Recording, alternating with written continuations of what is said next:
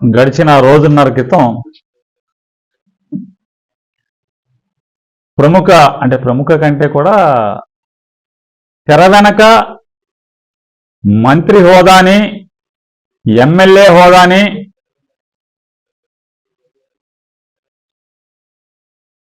మచిలీపట్నంలో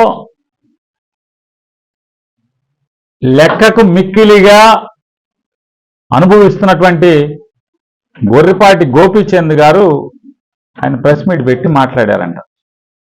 నాకు హితులు, సన్నిహితులు, మా పార్టీ ప్రజాప్రతినిధులు వీళ్ళందరూ కూడా డిఫాక్టో మంత్రి గారు, డిఫాక్టో ఎమ్మెల్యే అయినటువంటి గొర్రెపాటి గోపీచంద్ గారు చాలా విషం చిమ్మాడన్నా నీ గురించి అని చెప్పి మా వాళ్ళంతా చెప్పారు. ఏం చిమ్మాడయా అని అడిగాను. అడిగితే మాచవరం అదే మన బైపాస్ రోడ్లో దేవుడి ఆస్తి కొట్టేశావంట, దేవుడి ఆస్తి కొట్టేసేసి నీ బినామీలైనటువంటి లింగం ఆనంద్ గారు పేరు మీద పెట్టి మొత్తం నువ్వు కొట్టేశావంట. ఆ డాక్యుమెంటు ఏది లింగం ఆనంద్ వాళ్ళ అన్నయ్య గారి పేరు మీద కొనుక్కున్న ఆక్షన్లో పాడుకున్న డాక్యుమెంటు, అలాగే 2022 సంవత్సరంలో నా భార్య పేరు మీద ఒక 500 గజాలు, నా భార్య తండ్రి అంటే మా మామగారి పేరు మీద ఒక 500 గజాలు కొట్టేశావంట, నువ్వు దేవుడి ఆస్తి కొట్టేశావంట అని చెప్పని విషం చిమ్ముతున్నారని చెప్పని నాతో చెప్పారు. నేను వారి చిమ్మిన విషయానికి లేదా కనీసం సాక్ష్యాధారాలను కూడా పరిశీలించకుండా వాళ్ళు చిమ్మినటువంటి విషయాన్ని నా మీద క్యారీ చేసినటువంటి ఎవరెవరైతే చేశారో వారికి కూడా సమాధానం చెప్పాలి, వాస్తవాలు చెప్పాలి. కాబట్టి మరీ ప్రత్యేకించి బందర్లో ప్రజలందరూ కూడా చెప్పాలి. కాబట్టి ఈరోజు మీ అందరిని కూడా కలుసుకోవడం జరిగింది. ఇప్పుడు వీళ్ళు చెప్పేటువంటి బైపాస్ రోడ్లో 2 స్వాముల వారి ఆలయాలకు సంబంధించినటువంటి ఆస్తులు ఉన్నాయి. ఒకటి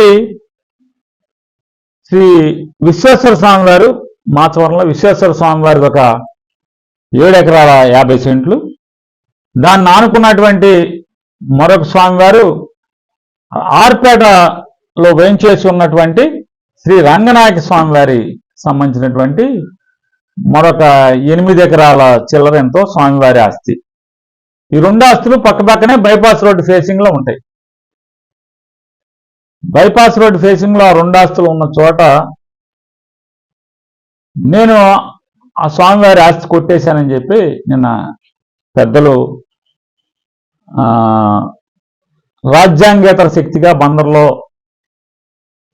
అధికారాన్ని అనుభవిస్తున్నటువంటి వారు మాట్లాడారని చెప్పి దాంట్లో నేను లోతుగా మాట్లాడితే,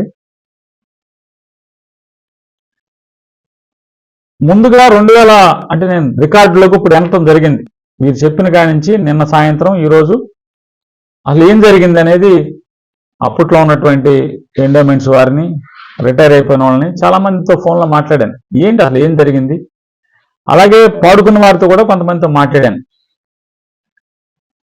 విశ్వేశ్వర స్వామి వారి దేవస్థానం 7 ఎకరాల 50 సెంట్లు ఉంటే దాంట్లో 50 సెంట్లు కోర్టు డిస్ప్యూట్లో ఒకళ్ళు అన్యాయంగా ఇది మాదే అని చెప్పని కోర్టు దావా వేసిన మీద అసలు దీని యాక్షన్కి కూడా నేను అడిగాను అప్పట్లో ఉన్న ఈవోల్ని, రిటైర్ అయిపోయిన అధికారులని, ఆర్జేసీలని వీళ్ళందరూ ఎందుకు యాక్షన్కి వెళ్ళారు అప్పుడు అని చెప్పానంటే, అన్యాక్రాంతం అయిపోతుందండి దేవుడు ఆస్తులు.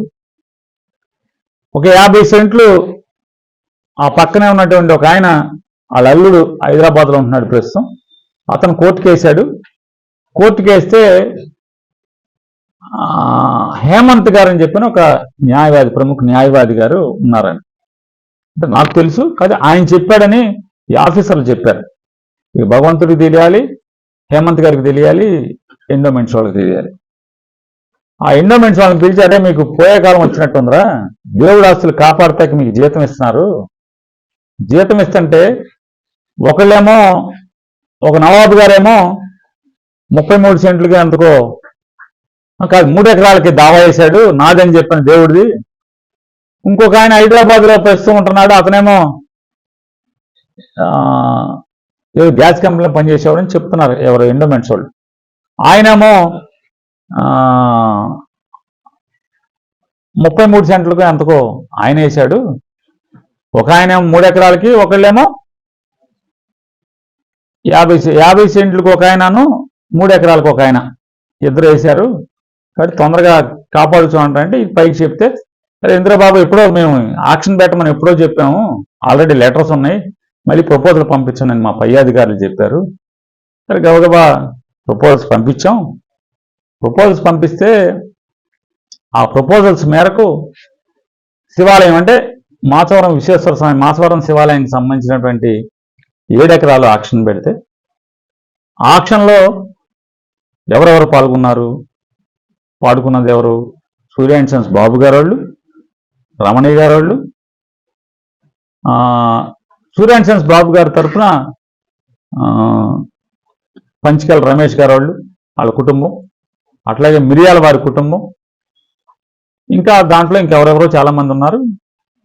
దాంట్లో ఆక్షన్కి వచ్చిన వాళ్ళ దాంట్లో దోనేపూడి వెంకటేశ్వరరావు గారు, లిక్కర్ వ్యాపారస్తులు, ఆయన చల్లపల్లికి సంబంధించి ఆయన, ఇట్లా చాలా మంది బందర్లో చాలా మంది అంటే ఇంట్రెస్ట్ ఉన్నవాళ్ళు చాలా మంది, సుమారు ఒక 50 మందో 100 మందో వెళ్ళి ఆక్షన్ పాడుకున్నారంట.